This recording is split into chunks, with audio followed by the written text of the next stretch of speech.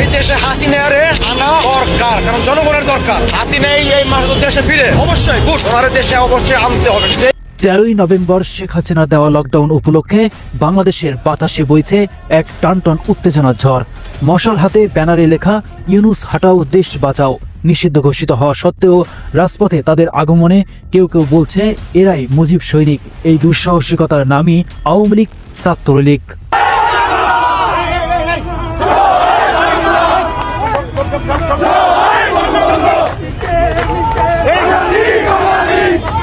ইতিমধ্যে ভিডিও স্থিরচিত্রে দেখেছেন ঢাকার গ্রামীণ শাখায় আগুন দিয়েছে আওয়ামী লীগ। ইতিমধ্যে তারা শপথও নিয়েছে গ্রামীণ নামে এদেশে কোনো প্রতিষ্ঠানের কার্যক্রম চালু থাকবে না।